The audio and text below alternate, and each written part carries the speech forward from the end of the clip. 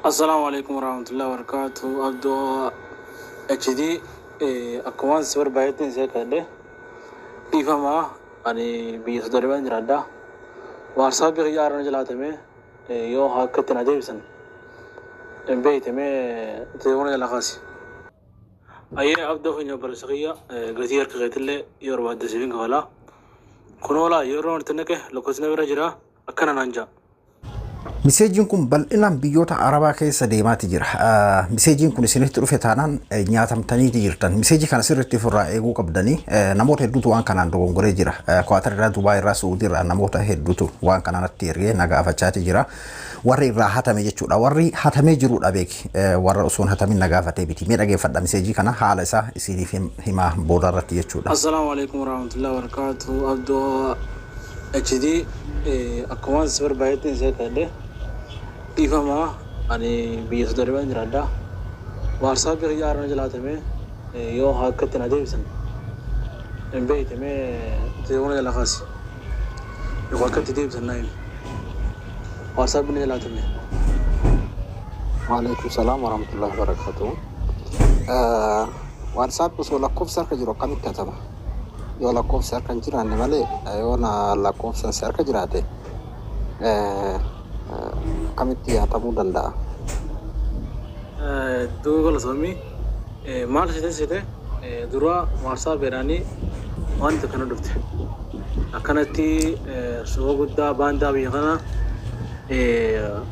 reyaala 200 moote saniifuu telefoona kana dawwalee naan jedhan tin dawwalee hundi dawwalee koodii takaasu dhufaa koodii sannaa kan naan jedhe koodii na dhuftee akka tasaa dogongoree kan koodii WhatsApp inda lagu dhaabe achiin booda telefoona jalaan kaasu ergasii namni hedduun dawwalee akkuma inni na gowwoomsanitti namni dawwalee maallaqa waan jirraayii yaani na gaafatan hedduu dawwalee na gaafachaa eegana WhatsApp gidin seenu dareetu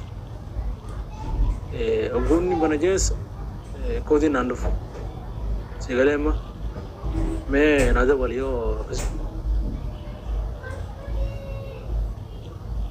amma inni maal godhasateeti WhatsApp keessanii nama hedduu gowwoomsu jira akkuma qiyaasaatti namni immoo oguu dawwalee ana dawwala jechuun telefoonii nabbo telefoonii waan bira jiruuf lakkoofsi akkana WhatsApp nuun jettee dhugaadha inaan jedhe. Ashama harka fuunee hordoftoonni Abduu Moobaayilaa biyya jirtan hundi keessanuu baga jiraattan bagara deebiidhaan gara chaanaala kiyyaa dhuftan warra jalqabaa dhuftan yoo jiraattan ammoo Abduu jedhama. Abduu Moobaayilaa subscribe godhaa maatii kennatti dabalamaan isiniin jedha.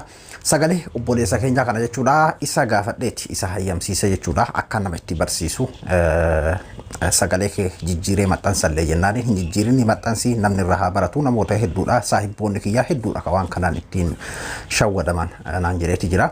Sagaleen kunan jechuudha fakkeenyaa fi namoonni jalaa hatame Kwaatar irraa jalqaba Kwaatar irraa namni nagaafate jira Suudii irraa Dubaay irraa eessa ammallee biyyootuma arabaa kana keessa biyya wahii keessa jechuudha nama 4 kan nagaafate jechuudha inni kun ammoo eda kan nagaafate yeroo sa'aatii ma wanni kun isa mudateetti jechuudha akka carraa anis onlaayinaan jira hedduu osoo turiin deebisee jechuudha yeroo hedduu gaafii isin nagaafattan fakkeenyaaf hin argu ansi telefoona fakkeenyaaf wantoota chaatii garagaraa messenjera imo irratti fayyadamu kobaate isi yeroo hedduu banee waan hin laalle fi meseejii amma namoonni hedduun nun deebistu yookiin ammoo nu jalaan kaastu warra jettan saniif dhiifama isiniin jechuu fi biizii ta'e jechuudha meseejii hedduudha kan irra jiru hogguu yeroo argadhetti yeroo takka laalaa jechuudha.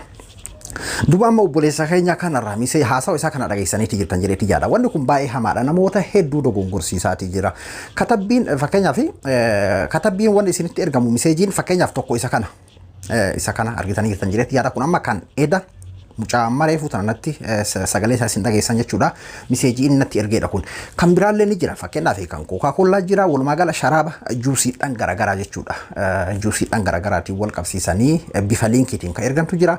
Kan akkuma amma numaa beekee amma mucaan kun fakkeenyaaf inni gowwoomate nu bilbili koodii nuu kenni kan jedhanii numaa kun salphaadha. Kanaa miti kan ati linkii yeroo gattuute isaan biratti lakkoofsi bahu yookiin ammoo iimeela si gaafata iimeela yeroo itti naqxe normally email saniin isaan password email keetiin argatu walumaa gala iccitii ati telefoona san keessaa qabdu ni argatu jechuudha hakaroota hedduutu jira waa'ee kana irratti jechuudha maal isin jechuu barbaadeeti amma fakkeenyaaf miseejii kana yoo agartan amma miseejii seera qabeessa fakkaata miseejii seera qabeessa mootummaa lootoriidhaaf mootummaa biratti beekumtii qabu kan warri lootoriidhaa qopheesse fakkaata jechuudha isin shawwaduu danda'a akka amma fakkeenyaaf ani himu yookiin ammoo mucaan kun namudate jedhee himu kanan seen inni afaan mi'eeffatee afaan warra waan kanarratti mooyaa qabu hannarratti ogummaa qabu waan ta'eef sirritti isiniif fakkeesseeti isinitti dubbata waan ta'eef akka amma himamu kana laafaa isinitti hin fakkaatin ani gowwaadha maal waan akkasiin jedhin abbaa barbaadan sobuu danda'anii jechuudha tarii fakkeenyaaf amma mucaan kun akkuma reefuu agartan kana jechuudha jalqaba miseejiitti ergan isuma miseejiin kun maalinni kuma riyaala kuma 200 nageessee jirti si gahee jira jedha jalarratti Abdulaziz ibn Saudi maal jedha mallattoo qaba maqaa gartee abbaa kaampaaniidha walumaa gala lootorii seera qabeessa fakkaata jechuudha. Lootorii garagaraatu jira biyya kamuu keessa biyya kennallee biyyoota garagaraa keessa jechuudha kan fakkeenyaaf oomisha isaanii kana beeksifatuudhaa fi bifa lootorii ta'an kan qopheessantu jira juusa garagaraa nyaata garagaraa irraan wantoota garagaraatiin jechuudha. Hatta warri teeleellee warri nambara keessan itti fayyadamaa jirtan kunilleen yoo fedhe kaardii hedduu itti guuttattee jirta yookiin kanaaf si badhaasne huma adda addaa jechuudha sababa kaaya walumaa galatti isin sobuu danda'a jechuudha. Maal isiniin jechuu barbaadeeti amma tokkoffaa ijoolleen biyya arabaa jirtan hatta yoo lootoriin kun isin gahe lootoriin ammoo riyaala 200 akkanuma lafaa ka'ee nama gahuu hin jiru dhumarratti mee furmaata isaa warri tarii waan kana isin mudatee jiru isiniif himaa akka gootan lootoriin akkama lafaa ka'ee riyaala 200 jechuun mallaa guddaadha riyaala 200 si gahee jira ka jedhu hin jiru jechuudha malleen akkamatti lafaa ka'ee riyaalni 200 bash namaa ta'u hin jiru tarii namni gariin arabni mallaqa qabaa yookiin suudiin taajira dubaay taajira wanni akkanaa ni jirama yookiin ammoo lootorii warra biyyaatiif bahe ka televiziyoonaa adda addaa irratti argitu sooshaal miidiyaa irratti argitu laaltee akkasumatti nagahee anallee jettee shawwadamuu hin qabdu jechuudha.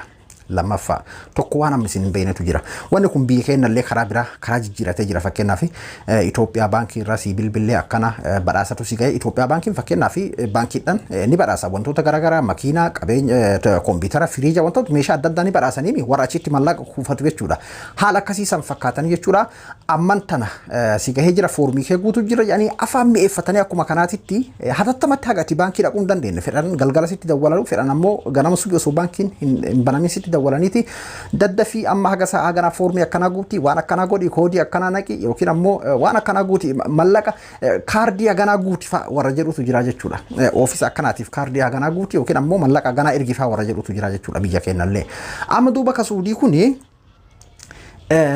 waan tokkoon isin jechuu barbaada biyya keenyallee haa ta'u biyya arabaallee haa ta'u waan namoonni hedduu waan kana irraa quban qabnetu jira yooma lootoriin kun sii bahee yoo lakkoofsi kun amma fakkeenyaaf mucaa kanan gaafadhe lakkoofsi kun seera qabeessa baasabooraan bitattee iqaamaa ni qabdaa jedheetiin gaafadhe hin qabu seera alaa jedhe yooma wanni kun si gahe Itoophiyaallee yoo jiraatte bakkuma feete yoo jiraatte jechuudha teeleen fakkeenyaaf yoo badhaasummaan kun dhugumaan si gahe yoo maqaa keetiin bitame ID keetiin bitame fotoon kee teelee jiraate qofaadha wanni kun kasiif kennamu yoo siif baay'ee siif hin kennamu waan kana namoonni hedduun hin beekan itti shawwadamaa jirtan jechuudha hatta odoo si gahee hin baana beeki yooma SMS fakkeenyaaf amma biyya keenyatti SMS 220 maali irratti 2 maali irratti ergi waan jedhamu tokkotu jiraami biyya arabaallee waan akkasiinuma jira biyya hundaan jira jechuudha yooma si gahee lakkoofsi sun seera qabeessa lakkoofsa san mattaawaqaa ittiin bitte seera qabeessa walumaa galatti jechuudha mattaawaqaa ittiin bitte ID ittiin bitte san qabatteeti dhayxee akkasii fudhattaa jechuudha waan kana namoonni hedduun hin beekan kanaafuu akkasi tanallee keessa haa bartan isin jechuu barbaadeeti ayyee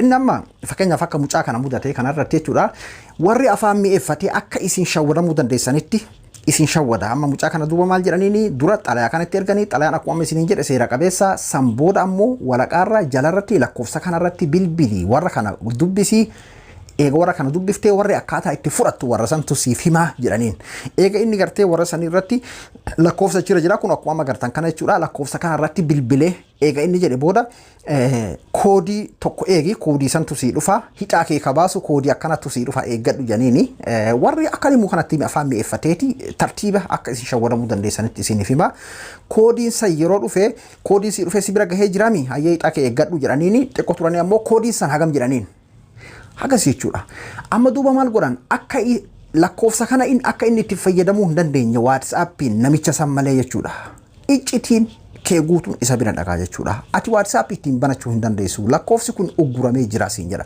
Katabbii kanarratti kun akkuma agartan kana lakkoofsi isaa beekaatiin dho'isee ugguramee jira jedha. Lakkoofsi kana itti fayyadamuu hin dandeessu yeroodhaaf jedha. Haala kanaan si ugguranii jechuudha. Ati abbaa lakkoofsa harkaa qabdu keessaa si baasaniitiin uffisa isaan ammoo abbaa lakkoofsa kanaa ta'uu jechuudha. Wanni kun biyya Arabaa keessatti hedduminaan deemaa jira waan ta'eef sirriitti of eeggachuu qabdan. Akkuma isiniin jedhe yoo lakkoofsi keessan seera qabeessan ta'ini tokkoffaa hixammaan isin gahu hin jiru. Tarii warri lakkoofsa akkanumatti warri amma hattuudha kun jechuudha. Lakkoofsa akkanuma cal jedhanii nasiibumatti lakkoofsa fedhan katabanii abbaa hiriira bu'e hatta Araboota biyya sanillee ta'uu danda'a. Tarii namoota gartee seera ala bitate warra amma rifuujii kenna kana ta'uu danda'a. Lakkoofsa kanaani bilbilee karaa kaaniin yeroo namni itti bilbiles innis bilbilee nama hedduu akkanatti shawwadaa jira keessattuu namoota inni isaa walitti wal qunnamtii qaban jechuudha. Hunda argatanii iccitii isaa jechuudha. WhatsApp kana kan isaa hin hojjetu kana malee jechuudha. Tole furmaanni ati gootu hoo maalinidha. Yeroo wanni akkana kun isin dhufe kun akkuma agartan kana jechuudha. Katabbii kanarratti carraa lama sii fida. Banachuu hin dandeessu. Jalqaba yeroo ati banattu kun katabbiin kun akkuma agartan kana WhatsApp yeroodhaaf ugguramtee jirta banachuu hin dandeessu ka jedhudha. Kaampaanii warra WhatsApp itti barreessuun dirqama keeti jechuudha. Akka inni kan isaa san cufee kee kan ati ittiin banachuu dandeessu jechuudha. Iddoo jalaa kanarratti karacha aanuu kanaan tuuxaniiti jechuudha. Yeroo achirratti tuuxan booda warra WhatsAppitti kaampaanii WhatsAppitti jechuudha reepoortii gootan yeroo asirratti gadi tuuxanii akka footoo irratti agartan kanarratti jechuudha. Jalqaba irratti asirratti gadi tuuxanii san booda katabbii reepoortiidha jechuudha. WhatsApp lakkoofsi kun irratti hatame jira yookiin ammoo irratti cufamee jira kan jiru achirratti barreeffattanii san booda yeroo isin katabbii jala kana tuuxanii iimeelatu isiniif dhufa kan warra WhatsApp jechuudha.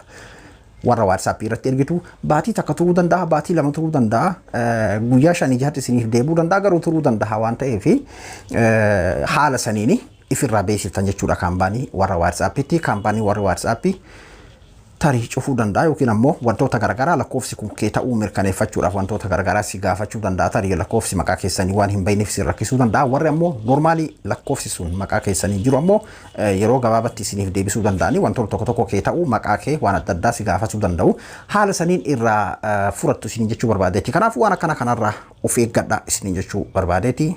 Kookaa waan jedhu wantoota garaagaraa liinkiidhaan adda addaa isinitti erganii kan iimeela isin gaafatu kan lakkoofsa isin gaafatu waan hunda isaan beekne tokko illee ofitti hin banina afaan mi'eeffatanii akka isin hin shawwanne abbaa barbaada shawwadan ani gowwaa miti hin jedhini of eeggachuudha furmaanni jiru jechuudha. Ani Abduu Moobaala Biraay hanga qophii biraatti walitti deebinutti nagayaan naa tura.